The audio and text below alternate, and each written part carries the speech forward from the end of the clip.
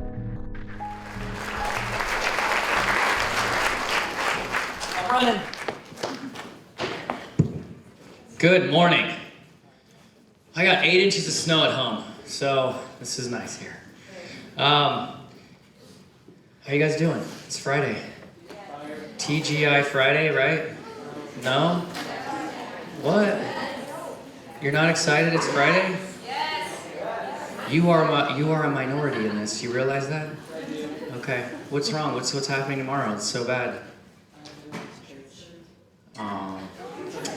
Okay. All right. So, yeah, we'll talk to him later. So here's the deal. As Mr. Jackson said, you guys heard my story. Had a lot of successes. He got just about everything right that time, so that was good. One time he said that Google gave me the awards and it was Apple. I mean, we forgave him, but you know, sometimes he's wrong, right? So I have been here since 3:15 Wednesday morning. So when I got on a flight, and I've been talking to you guys. Mr. Jackson and I left the campus about 9 o'clock last night, somewhere around there. Talked to your parents last night, some of your parents. Been in your classes, been talking to you guys. This will be, I think, the last big group session, and then we have room 2 open for the rest of the day if anybody wants to come and talk about any issues or situations. We're coming up with solutions, okay? It's great to talk about things, but we gotta solve things. And you guys in here and gals need to solve things.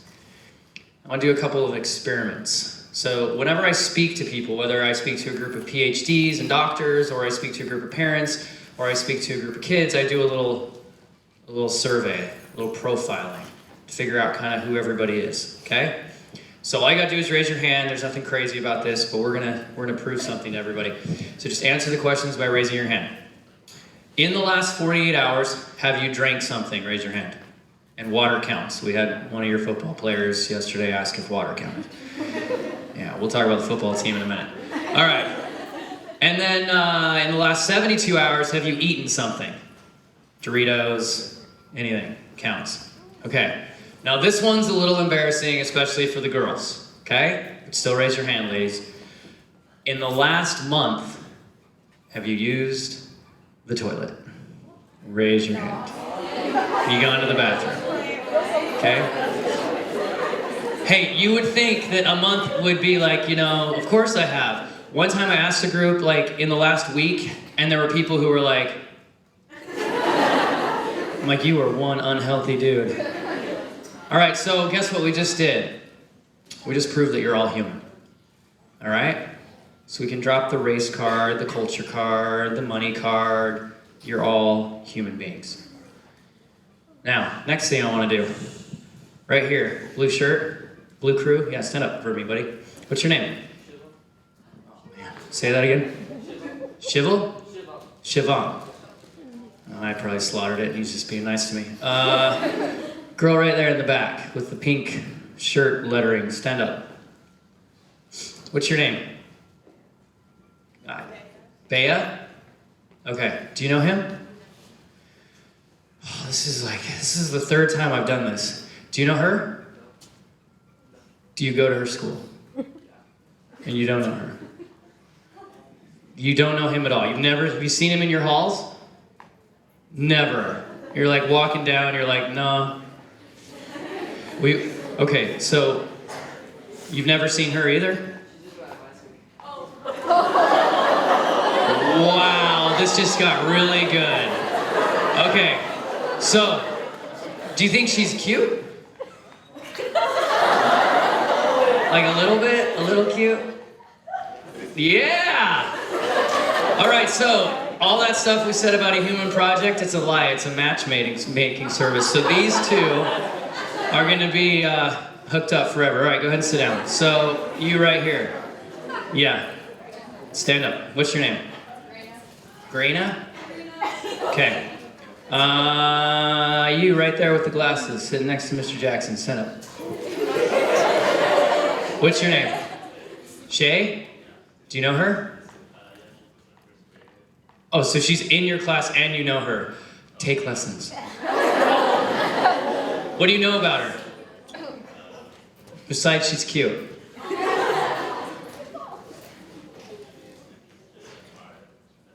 Interested in art, is that true?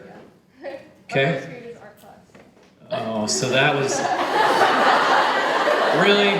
First period's art class? I think she's interested in art. Men, right? Like, what's wrong with these guys? Do you know him? Kind of, yeah. Kind of, yeah.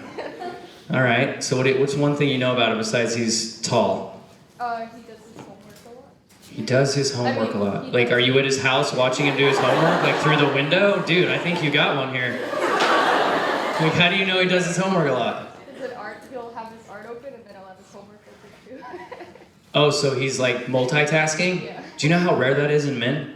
I'm telling you, like this guy, he might be the one. I don't know. Okay, go ahead and sit down. Okay, so why do we do that? To see it's funny? Oh, I like her. Who's your teacher? What's your hardest class that you're in? What class are you not passing or you have a hard time in? I'm passing all my classes. Oh, well, I was gonna give you a free A, but all right, whatever. So, okay. Why do we do that? Right, but it's to prove a point. Okay, it's to prove a point that you guys are in this school and you should know each other. Now, Mr. Jackson asked me to come speak at your school, and I do this a lot, speak at a lot of different schools, and before I go speak at the school, I do something kind of creepy. Okay? I get onto, yeah, that's right, it's creepy. I get onto your social media, the place that you guys think nobody sees anything, except for that 3.8 billion people that see it, and I see what you guys put on social media. On that Instagrammy stuff, you know, that Snapchatty stuff, the Facebook, right? No one uses Facebook. What are you talking about? My mom's on Facebook. Yeah, I know. But you still use it. But here's the deal. I went on there and I saw something that was really, really sad. I saw a school that had a bunch of intelligent, strong kids that was doing something that was so damaging to themselves, their school, their community, and most importantly, their football team. Okay? I'm a huge Minnesota Vikings fan.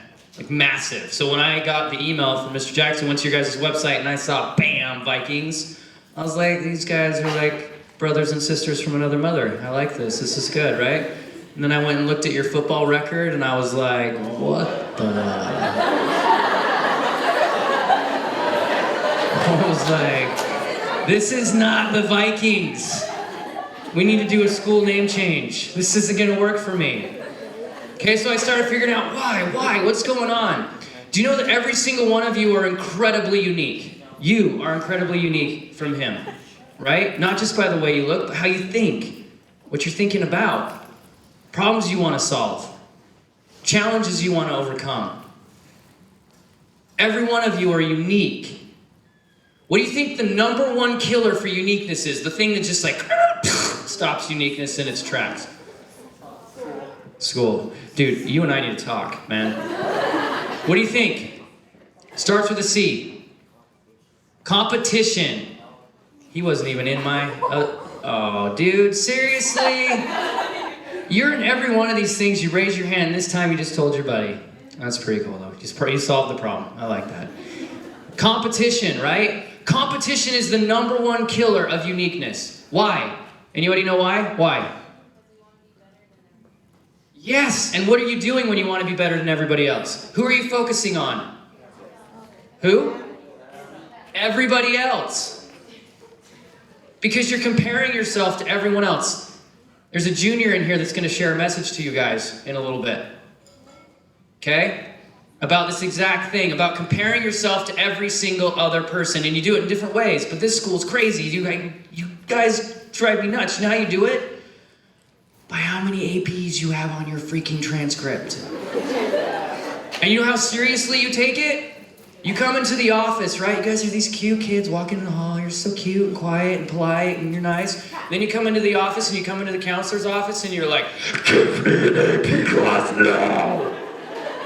And you have these pitchforks and you're walking in and you're just like, give me AP classes. And then you leave and you're these cute, quiet kids just walking in the hall. You're so nice. And I'm like, what? What happens when they cross this line? Like morph into like these beasts.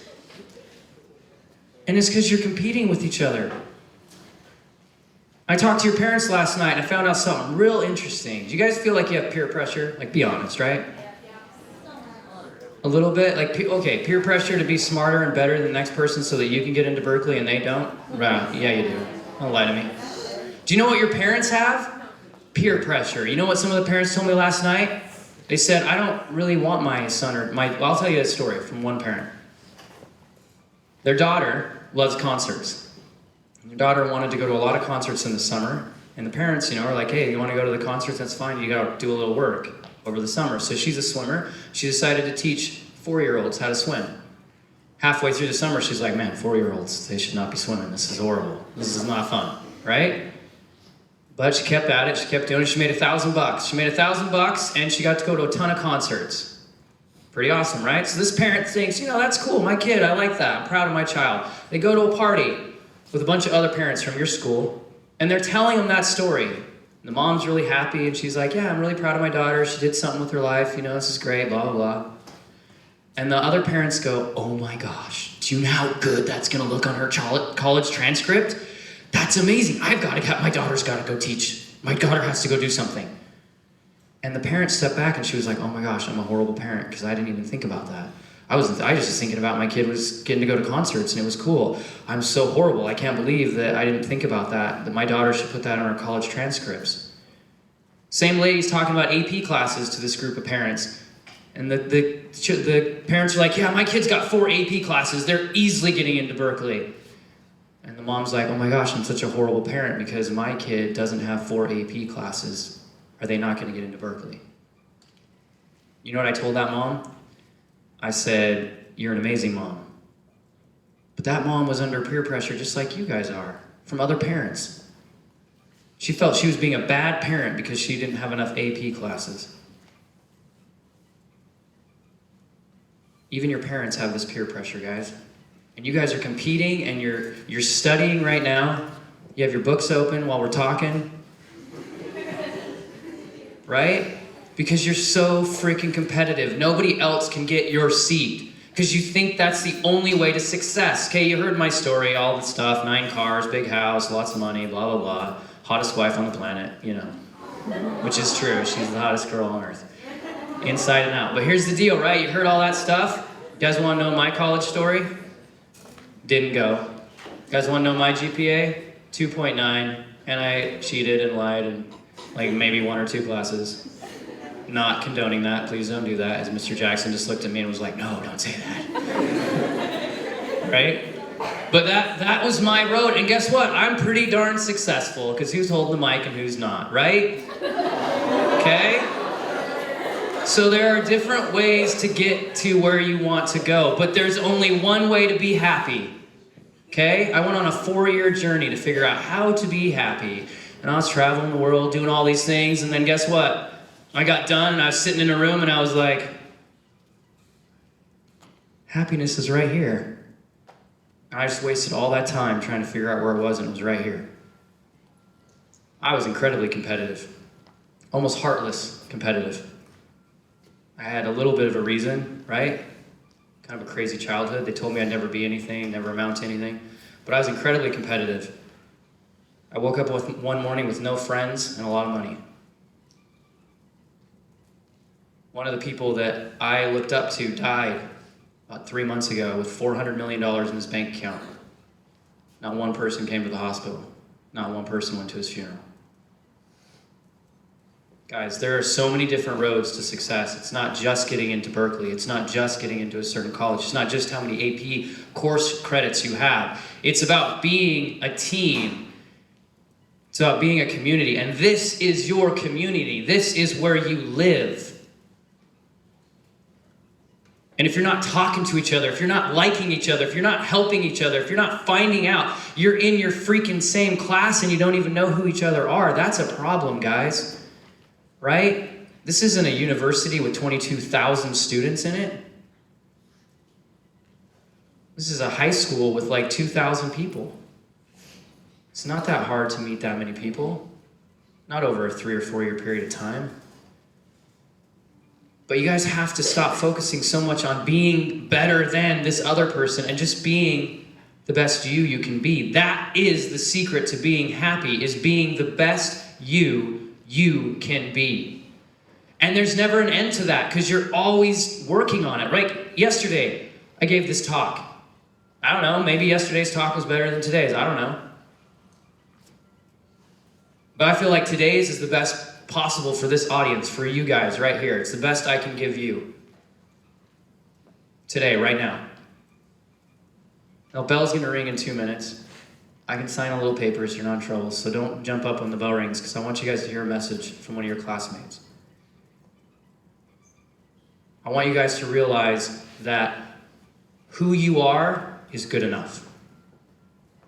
I had a student come up to me and tell me a quote that said, "When you stop trying to be perfect, you can be great." I love that. You guys don't have to be perfect and you don't have to compete with everybody else. What you need to do is cooperate. Come on up, buddy. So this is one of your football players that's committing to me that next year you guys are going to have a better season and I'm going to come back here and you guys are going to be in some kind of better position. And if not, this guy and I are going to go have a conversation, okay? I want you guys to hear what he has to say. Hey guys, so as you said, I was a football player here last year. Some of you might not know me because I came here over the summer, and I'm definitely going to be here next year, so I'll be here for the team next year. But that always hasn't been my story. I've been to just alone 3 high schools, this being one of them. I've been to a school in Santa Cruz that wasn't as well off as you guys are, and I've been to Los Gatos, which is like 1% of the world. And a lot of the stuff is the same at all the high schools I've been to, but a lot of stuff is different. I'm gonna say here it's really nice, and what this guy is talking about is real. As I said, I was part of the team last year, and that was one of the biggest problems. Was more looking at yourself, not competing with yourself. You got competition, but you also gotta just worry about being a better person, being a better you as you can be.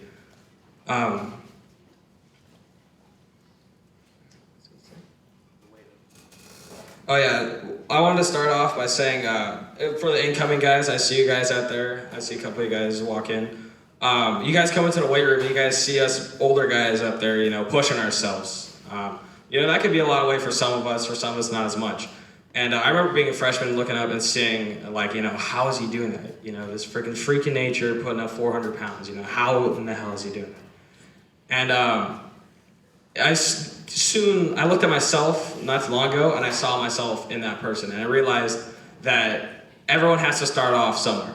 Everyone has to start off at a different place. They have to start off, I'm using weightlifting as an analogy, start off, benching only 25s, everyone has to start somewhere. And now I look at myself, I'm a varsity second year and it's amazing what you could accomplish if you just focus on yourself, being a better person and not holding yourself to the standards of other people. Yeah, thank you. All right, so you guys, I cannot fix your school. Mr. Jackson cannot fix your school. Your school is not broken, it just needs a little bit of change, okay? You guys need to take this challenge on. Room 2 is open for the rest of the day. You can ask any of your teachers, you just come into that room and we can talk. And we're gonna put together a leadership council of children and youth here at this school who wanna make this school less competitive, more cooperative, and more successful. And most importantly, happy. Thanks, guys.